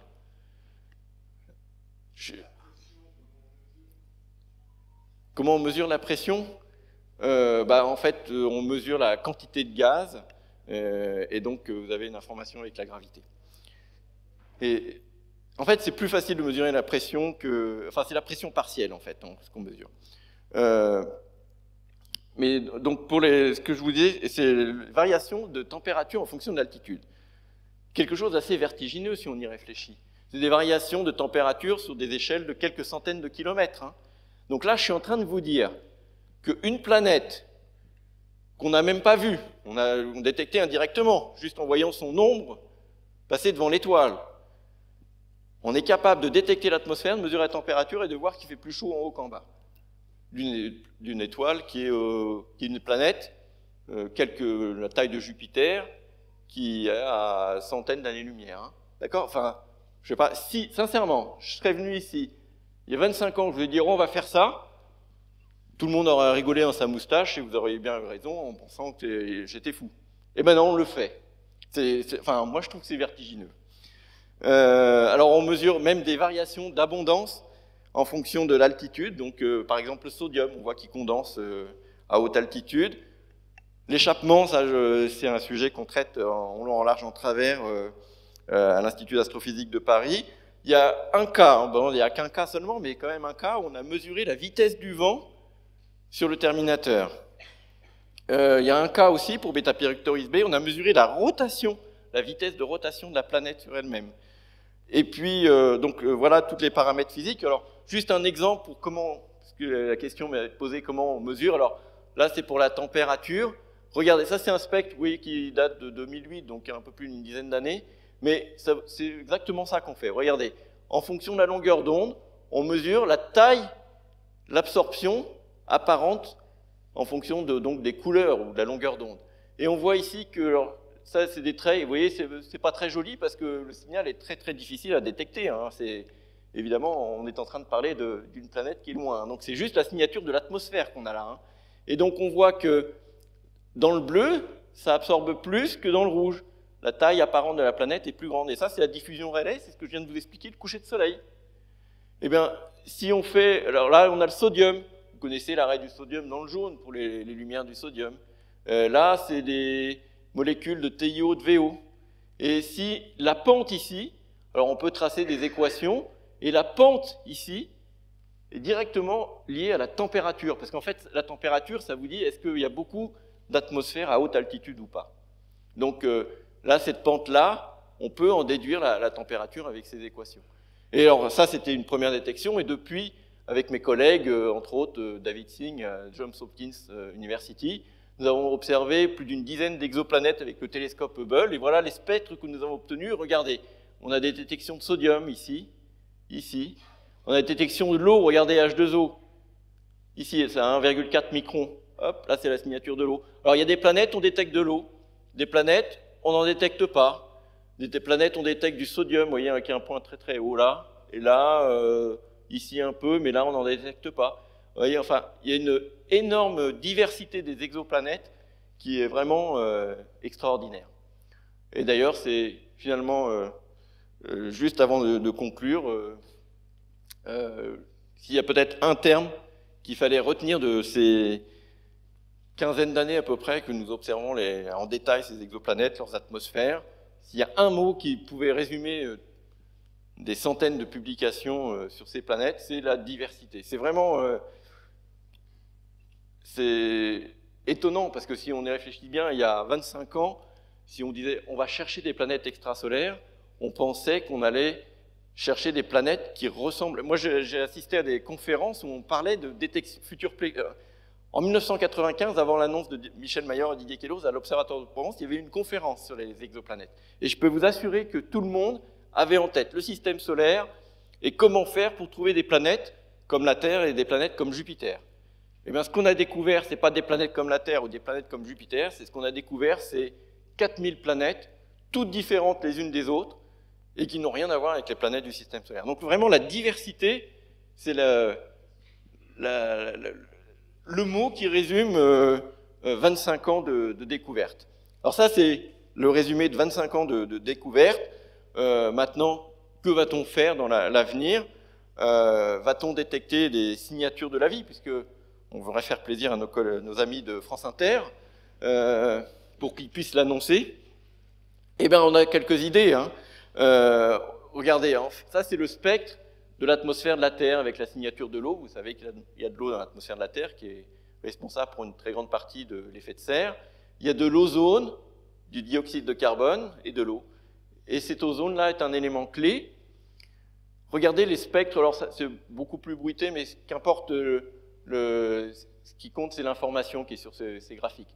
Regardez les spectres de Vénus, CO2, spectre de Mars, CO2, et de la Terre, CO2. Donc il y a du CO2 partout. En revanche, sur la Terre, il y a quelque chose qu'il n'y a pas sur les autres. Alors il y a de l'eau, et surtout, il y a de l'ozone, molécule d'oxygène avec 3 atomes d'oxygène. Il y a aussi, en fait, cet ozone est produit par des réactions chimiques avec le dioxygène. Et donc il y a des molécules d'oxygène dans l'atmosphère de la Terre. Et s'il y a des molécules d'oxygène dans l'atmosphère de la Terre, c'est parce qu'il y a un processus complètement fou, extraordinaire, qui fait que l'atmosphère de la Terre n'est pas à l'équilibre chimique. L'équilibre chimique fait que le dioxygène oxyde tout ce qui lui passe sous la main, entre autres le fer, c'est pour ça que Mars est rouge. Donc, s'il y a de l'oxygène dans l'atmosphère de la Terre, c'est parce qu'il y a quelque chose qui l'alimente en permanence, mais que l'atmosphère de la Terre hors équilibre chimique. Et ce processus qui met l'atmosphère de la Terre hors équilibre chimique, c'est un processus qui transforme l'énergie du Soleil dans ça s'appelle la synthèse chlorophyllienne, et en fait, c'est produit par la vie. Donc, si on est capable de détecter, c'est un exemple, mais un exemple dont je vous ai montré qu'on pouvait le faire, si on est capable de détecter que l'atmosphère d'une planète est hors équilibre chimique, on pourra dire qu'il y a un processus complexe. Alors, est-ce que c'est la vie ou pas? Là, évidemment, il y aura énormément de débats, mais quand même, ça sera extrêmement intéressant. Et donc, voilà, je voulais vous montrer que c'est quelque chose de faisable avec les télescopes du futur. Et on l'a démontré avec mon collègue Alfred Vidal-Madjar. On a observé une éclipse de lune. Donc, une éclipse de lune, vous voyez, la lumière du Soleil, la Terre cache la Lune, mais une partie de la lumière du Soleil passe à travers l'atmosphère de la Terre. Et donc, quand on observe la lumière de la Lune, d'accord, c'est terminé. Donc, on voit la signature de l'atmosphère de la Terre, et regardez, on a détecté, avec le spectrographe qui a remplacé celui qui a permis la détection de 51 PEC-B, avec le spectrographe SOFIE, on a détecté la signature de l'ozone dans la lumière visible. Donc, je vous indique qu'il y a de l'oxygène dans l'atmosphère de la Terre, vous saviez peut-être, mais on est capable de le montrer. Donc, on a des idées sur comment le faire, et on a des idées sur les instruments qui permettront de le faire. Par exemple, le James Webb Space Telescope, qui sera lancé en 2021, si tout va bien, mais je suis optimiste. Voilà, on a même une date, vous voyez, qui est marquée sur cette diapositive, du 30 mars 2021. Bon, ça sera peut-être pas le 30 mars, mais ça sera le 31. Et puis, les télescopes européens, c'est un exemple, hein, mais l'Extremely Large Telescope, 39 mètres de diamètre, vraiment, ça va permettre de faire énormément d'observations. Et rêvons, et la NASA a publié pour rêver des vues, fait déjà des affiches pour l'agence de voyage qui vous permettra d'aller là-bas. Et voilà, donc Trappist 1, voilà, donc voilà, on vous vendra des billets bientôt et je vous vendrai tout à l'heure des billets pour aller sur Trappist 1 quand on sera capable d'y aller. Alors, un dernier sujet que je vais évoquer là, c'est, juste en conclusion, c'est la question des noms des exoplanètes. Donc, jusqu'à 2015, on n'avait pas donné de nom aux exoplanètes. Il y a une partie de la communauté qui était pour, d'autres contre. Enfin, c'est un sujet qui a fait énormément de débat au sein de la communauté. Mais en 2015, l'Union astronomique internationale avait déjà fait une opération où le public pouvait voter pour des noms, et 19 systèmes, 20, mais là, en fait, en pratique, c'était 19 qui ont été nommés. Donc voilà, il y a 19 systèmes exoplanétaires pour lesquels on a donné un nom aux étoiles qui n'avaient pas de nom. Certaines en avaient déjà, ceux qui n'en ont pas ont eu un nom, et les planètes ont eu des noms. Et par exemple, 51 PEC-B s'appelle Dimidium, et Helvétios pour l'étoile, 51 PEC. Et puis, à la fin de l'année dernière, il y a eu une opération avec l'UAI, organisée avec l'aide de Fabrice Mottès pour la France, où chaque pays s'est vu attribuer un système exoplanétaire, une planète, une étoile, à nommer. Et je peux vous assurer que c'était un énorme succès. On en a très peu entendu parler en France, malheureusement. Au fond, on en a assez peu entendu parler dans les pays occidentaux, mais je peux vous assurer que, pour avoir participé de très près à cette opération, que dans les pays d'Asie, les pays d'Afrique, ils ont énormément participé. Ça a été vraiment un succès de vulgarisation, de communication autour des sciences, et beaucoup de pays se sont réellement investis pour choisir des noms aux planètes qui leur avaient été attribuées. Il y a 112 pays différents qui ont participé. Donc vous pouvez voir sur la page de l'IAU. Voilà, donc ça c'était les 19 systèmes qui ont été nommés en 2015. Et là, en 2019, fin 2019, ça a été annoncé le 17 décembre 2019, voilà les positions dans la Voie lactée de ces voyez, de ces étoiles qui ont été nommées, les claires planètes, et pour la France. Donc la France s'est vue attribuer un planète. Et le nom qui a été proposé par quelqu'un, et puis il y a eu une opération de vote avec 3 000 ou 4 000 votes, hein, quand même, pour nommer. C'est le nom Bélénos pour l'étoile qui l'a emporté, et Béli-Sama pour la planète. Bien sûr, je vais m'arrêter. Je vais juste faire une petite page de pub avant de passer aux questions. En fait, c'est la page publicité, donc vous pouvez aller aux toilettes. En fait, c'est comme ça qu'on fait quand on est devant la télé. C'est la publicité, on va aux toilettes. Alors, ceux qui ne veulent pas aller aux toilettes, juste deux publicités pour un livre. Alors, ce livre ne parle pas beaucoup d'exoplanètes, mais c'est un livre que j'ai publié avec Émilie Martin il y a une dizaine d'années, mais qui évoque toutes les questions simples. Pourquoi le ciel est bleu, pourquoi la Terre tourne, etc. Et qui peut faire l'objet, enfin, qui est intéressant, mais même pour les adolescents, hein. Peut-être pas les jeunes, mais les adolescents, avec des superbes dessins de Philippe Coudray, qui est l'auteur de L'ours Barnabé. Et plus récent, extrêmement récent, juste publié il y a 6 mois de cela, par mon collègue Flavien Kieffer, a publié un livre aux éditions de Buck sur les exoplanètes. C'est un superbe livre avec, enfin, je ne peux pas vous le montrer là, mais avec des illustrations couleurs qui vous permettra de savoir tout ce qu'il faut savoir sur les exoplanètes. Et voilà, donc publié aux éditions de Buck et écrit par Flavien Kieffer. Ouais.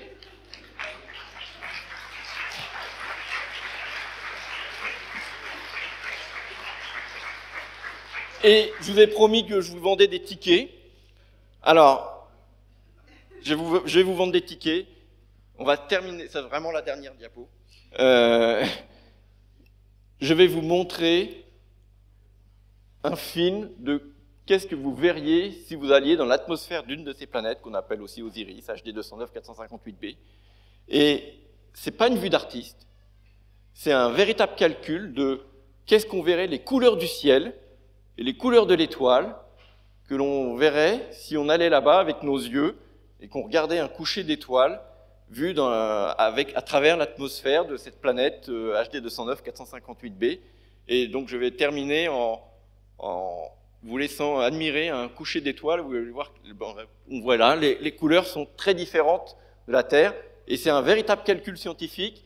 C'est pas une vue d'artiste, ce sont les vraies couleurs telles qu'on les verrait, telles qu'on sait qu'on les verrait parce qu'on a le spectre et on connaît les propriétés optiques de cette atmosphère. Voilà, donc je vous laisse admirer en silence un coucher d'étoiles.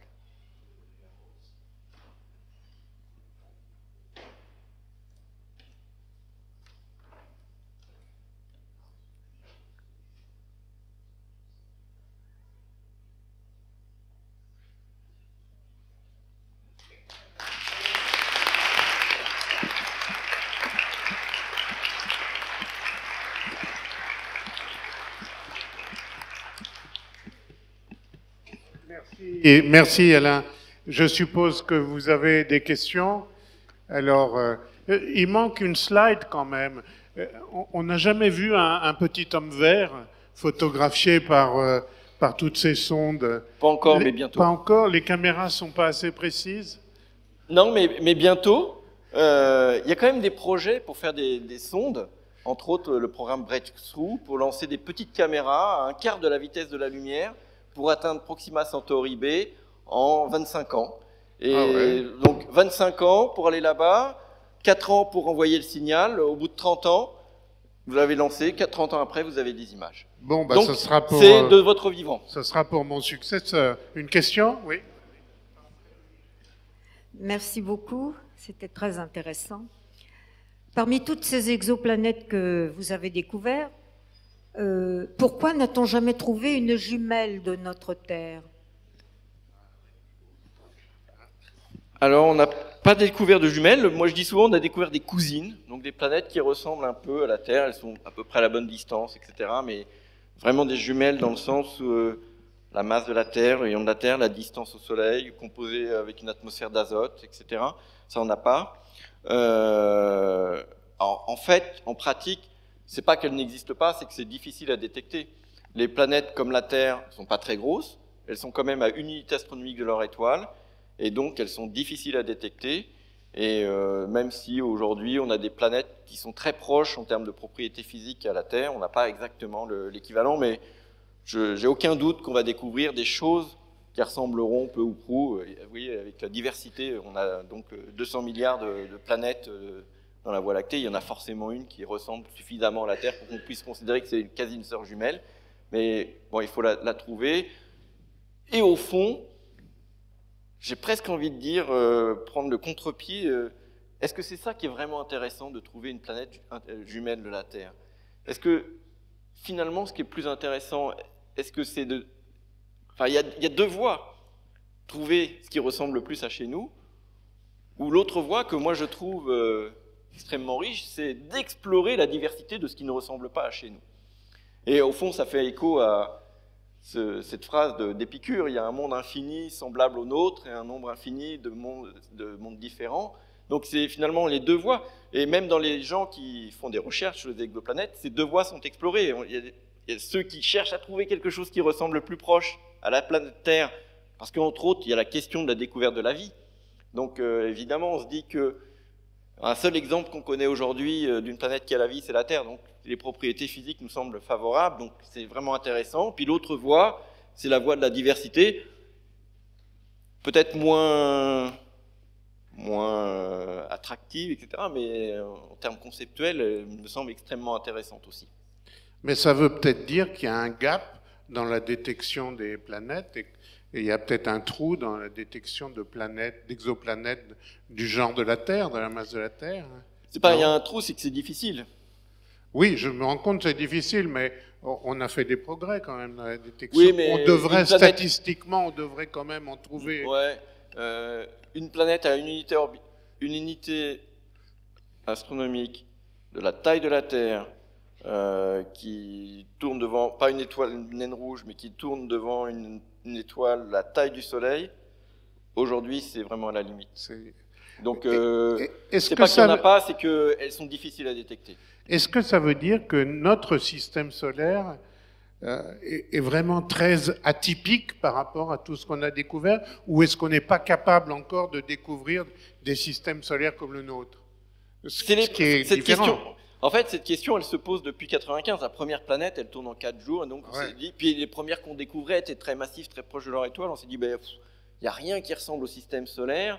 Et cette question venait sans cesse depuis 25 ans. Est-ce que le système solaire est typique ou pas? Est-ce que moi, au fond, je crois que... Alors, on n'a pas d'équivalent, mais on a des planètes qui ressemblent à Jupiter. Hein, donc ça, on sait faire et on en trouve. Moi, je crois plutôt qu'il y a une sorte de continuum. Et le système solaire est dans ce continuum. Donc, et il se trouve qu'il est au bord de ce qu'on est capable de détecter aujourd'hui.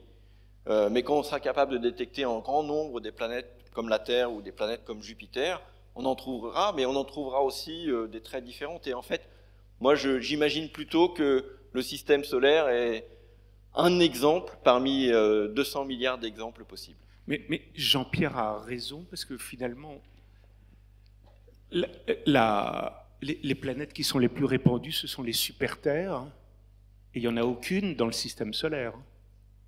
Alors, dire que les planètes les plus répandues, c'est les super-Terres, c'est peut-être vrai, mais dans cette affirmation, il y a aussi un biais observationnel, c'est-à-dire que ces planètes, on peut les détecter parce qu'elles tournent autour d'étoiles peu massives, donc l'effet de la gravité est important sur l'étoile, parce que ça fait bouger l'étoile facilement. Elle est petite taille, les naines rouges, donc le transit a un effet plus important. Donc en fait, ces super-Terres que l'on détecte autour des étoiles peu massives, elles sont effectivement, à chaque fois qu'on est capable d'en détecter, on en détecte. Elles semblent très nombreuses. Plus nombreuses que les Jupiters. Oui. Enfin, c'est ce que montre le premier diagramme.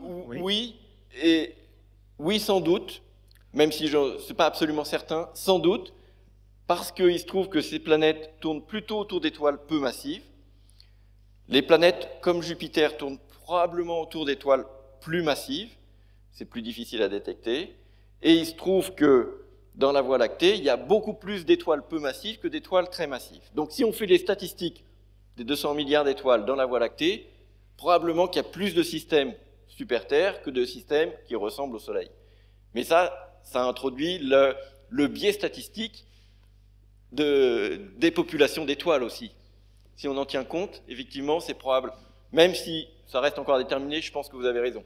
Les planètes les plus nombreuses, en termes nombreux, dans la Voie lactée, sont probablement des planètes super-Terre qui tournent autour d'étoiles peu massives qui sont très très nombreuses.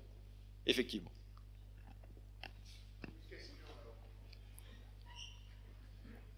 Oui, je reviens sur votre diagramme, là où il y a l'ozone, la trace de l'ozone. Bon.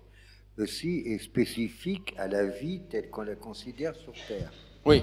Est-ce qu'il y a eu des spectres où vous voyez des raies qui ne sont pas ceux de l'ozone, mais des raies bizarres qui pourraient dire qu'il y a d'autres éléments émis avec d'autres formes de vie? Oui, oui.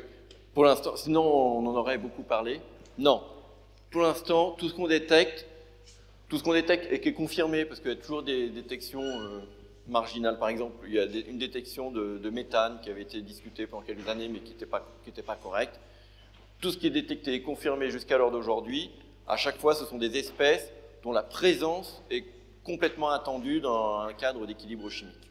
Donc aujourd'hui, il n'y a pas d'objet, on dit tiens, il y a quelque chose qu'on ne comprend pas. Tout ce qui est détecté aujourd'hui est, moyennant des hypothèses raisonnables, compris. Est-ce qu'il y aurait une dernière question?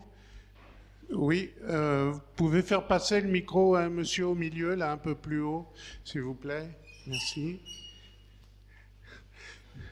Je vous rappelle peut-être, avant que tout le monde s'en aille, donc la prochaine conférence, c'est le 11 mars.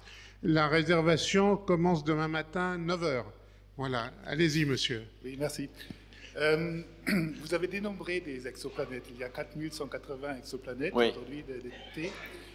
Mais qu'est-ce qui vous fait dire que chaque point d'observation est vraiment une planète et pas un ensemble de planètes qui tournent autour d'une étoile? Vu les deux méthodes que vous avez décrites de détection, peut-être vous mesurez, dans un certain pourcentage, des nuages ou l'ensemble des planètes d'une étoile. Alors, je ne suis pas absolument certain de comprendre la question. C'est est-ce que quand on a une détection, on est sûr qu'il ne s'agit que d'une planète, mais que ce n'est pas plusieurs planètes? Est une planète et pas un nuage de planètes ou l'ensemble des planètes autour d'une étoile. Alors, à chaque fois qu'on a une détection par vitesse radiale ou par transit, c'est une détection unique. Parce que, par exemple, en transit, c'est assez évident. On voit juste un objet qui passe, ça dure quelques heures et l'étoile est moins brillante. Donc on a un objet unique qui est détecté. Et on a une détection confirmée que quand on a plusieurs passages détectés et qu'on a des déterminations de la période. Et il se pose parfois aussi la question des systèmes d'étoiles binaires. Des fois, il y a des doutes. Est-ce qu'il s'agit d'une planète binaire, d'une étoile binaire ou d'une planète, etc. Donc il y a beaucoup de questions, mais probablement pour les transits, c'est assez facile de comprendre qu'il y a un objet unique, on l'identifie, on le voit passer plusieurs fois, on a la période, on connaît. Donc il est objet unique. Pour les vitesses radiales, c'est la même chose, même s'il est plus difficile de le comprendre, parce qu'on voit le mouvement, et on se dit, s'il y a plusieurs planètes, ça va faire un mouvement composite et on pourrait croire qu'il y a une planète alors qu'il y en a plusieurs. En pratique, on est capable de séparer, et on a des systèmes multiplanétaires, il y a même des systèmes, par exemple TRAPPIST 1, il y a 7 planètes qui ont été détectées.